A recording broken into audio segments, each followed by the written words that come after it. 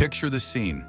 You sit at your kitchen table, surrounded by bills that seem to multiply every day. Bank statements showing numbers that make your stomach turn. Credit card balances climbing higher no matter how hard you try. The weight of financial pressure presses down on your shoulders like a heavy stone. You tell yourself, if you could just earn more, save more, worry less, everything would be different. But here's what Ibn Arabi, the great teacher of the heart, would tell you. The problem is not the money itself. The problem is where you've allowed money to live. Money scattered across your table is just paper and numbers. But money that has taken residence in your heart becomes something entirely different. It transforms from a simple tool into a master that enslaves you. And Ibn Arabi taught that the human heart was never meant to serve two masters.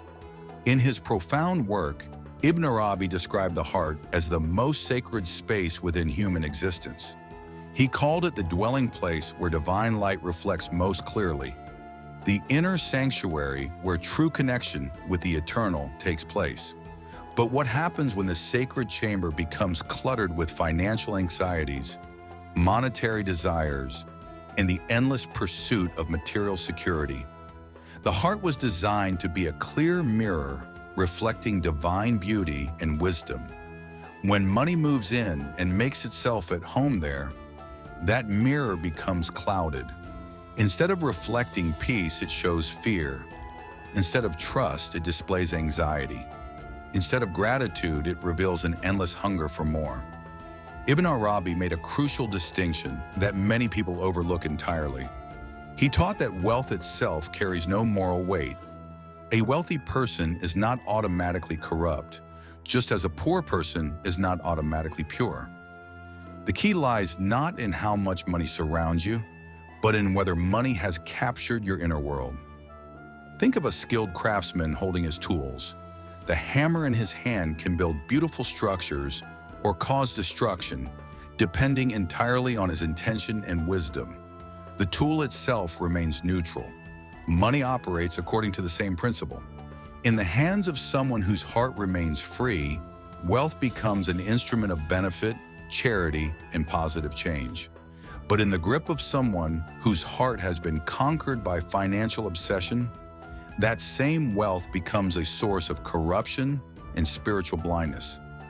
Consider the difference between having money and being hard by cash. When you have money, you make conscious decisions about how to use it. You can choose generosity over greed, investment over waste, sharing over hoarding. But when money has you, those choices disappear. Every decision becomes driven by fear of loss or desire for gain. Your relationships, your values, even your daily peace gets sacrificed on the altar of financial accumulation.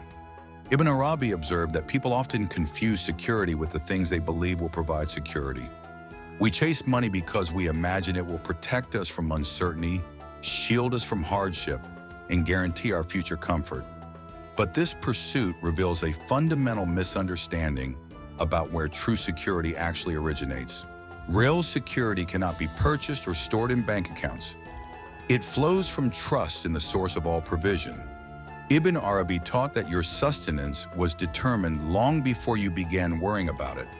What belongs to you will reach you through channels you cannot predict or control. What does not belong to you will slip away, no matter how tightly you try to grasp it. This understanding transforms your entire relationship with financial struggle. Instead of seeing monetary challenges as evidence of personal failure or divine abandonment, you begin to recognize them as invitations to realign your priorities. Perhaps your heart has become too attached to material outcomes. Perhaps your trust has shifted from the eternal provider to temporary provisions. When money lives in your heart instead of your pocket, it creates a unique form of suffering. You become wealthy in possessions but impoverished in spirit. You gain financial assets but lose inner peace. This explains why some of the richest people in history have also been among the most miserable, while some of the poorest have radiated contentment and joy. Ibn Arabi taught that divine names and attributes are constantly manifesting through creation. When your heart is clear, you can witness Al-Ghani, the independent one, providing exactly what you need at exactly the right moment. You see Ar-Rahman, the compassionate, opening unexpected doors and creating solutions you never imagined. But when money fills your heart, these divine manifestations become invisible to you. The heart occupied by financial worry loses its capacity to recognize divine generosity. Opportunities that would normally be obvious become hidden. People who might naturally offer assistance seem threatening or suspicious. Blessings that arrive get dismissed as coincidences rather than expressions of divine care. Here lies one of Ibn Arabi's most profound insights about wealth and poverty. True poverty is not lacking money. True poverty is lacking trust in the one who controls all money. Similarly, true wealth is not accumulating possessions. True wealth is maintaining a heart so connected to its source that external circumstances cannot disturb its peace.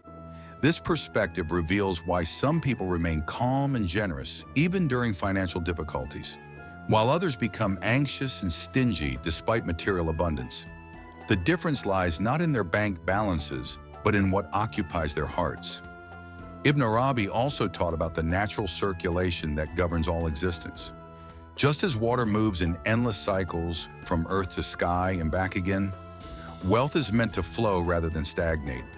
When you hold money too tightly, trying to prevent any possibility of loss, you actually interrupt the very circulation that could bring an increase. Generosity, even during times of personal scarcity, demonstrates that money remains your servant rather than your master. When you can give something away despite your own need, you prove that your heart has not been conquered by financial fear. This act of giving creates space in your heart for divine qualities to manifest. Many people resist giving during financial hardship because it seems illogical. How can you share what you barely have? But Ibn Arabi would explain that this resistance itself reveals the extent to which money has invaded your heart. Free hearts give naturally because they trust in the inexhaustible source behind all provision. The stories of Sufi masters are filled with examples of this principle in action.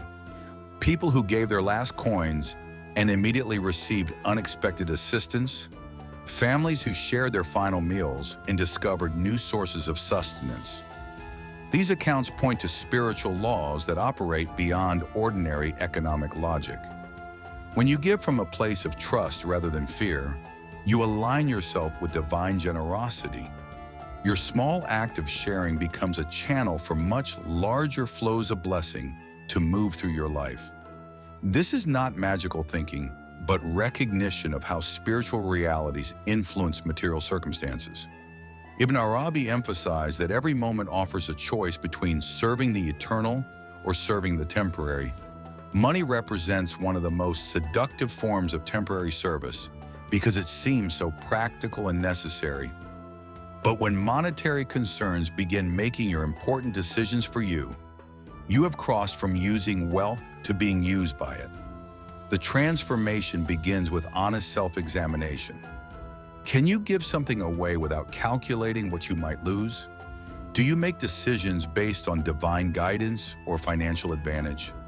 Does the thought of monetary loss trigger immediate anxiety or calm trust?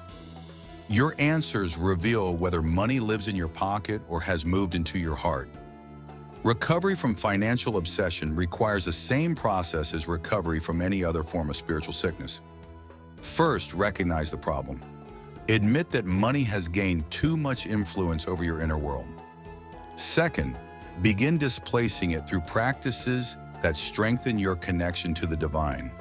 Prayer, remembrance, gratitude, and especially generosity all help restore proper priorities. Third, start making decisions based on spiritual rather than purely financial considerations. This does not mean being irresponsible with money, but rather ensuring that monetary factors do not override moral and spiritual values. When you choose integrity over profit, generosity over greed, trust over anxiety, you gradually evict money from your heart and restore it to its proper place as a useful tool. Ibn Arabi taught that the heart naturally seeks to be filled with something. If you remove money without replacing it with divine remembrance, the vacancy will quickly attract other forms of spiritual pollution. The goal is not emptiness, but proper occupancy. Let divine attributes fill the space that money once claimed. As this transformation deepens, your entire experience of financial challenges shifts. Instead of seeing monetary problems as threats to your security, you recognize them as opportunities to strengthen trust. Periods of scarcity become invitations to experience divine provision in new ways. Even debt and financial pressure transform into teachers that reveal where your true confidence lies. The ultimate measure of success becomes not the numbers in your accounts, but the freedom of your heart. A heart occupied by divine love cannot be conquered by financial fear. A heart filled with trust cannot be disturbed by a temporary shortage. A heart connected to its eternal source recognizes that true wealth lies not in possessions, but in the relationship with the one who owns all possessions. Ibn Arabi's teaching offers profound hope to anyone struggling with money. Your financial situation may be challenging, but your spiritual freedom remains entirely within your control. You cannot always determine how much money flows through your life, but you can always choose whether to keep money in your pocket or allow it into your heart. Today, examine your relationship with wealth honestly. If money has taken residence where only the divine belongs, begin the gentle process of eviction. Start with small acts of generosity. Practice gratitude for what you have rather than anxiety about what you lack. Remember that your true provider transcends all economic systems and bank accounts. The heart that belongs to Allah cannot be enslaved by currency, and a soul connected to its source discovers riches that no market crash can destroy and no economic downturn can diminish. So, my friends, remember this. True wealth is not found in what you own, but in the peace that lives within your heart. When you trust in Allah, even a small amount becomes enough, and when you forget Him, even abundance feels empty. Keep money in your hands, not in your soul. Let your heart remain pure, free, and connected to the one who provides for all. If this story touched your heart, give it a like and share it with others who may need this reminder. And don't forget to subscribe to the NoorDeen channel for more spiritual wisdom and timeless stories. We'll meet again in the next video, inshallah. Until then, stay blessed and keep your heart filled with light.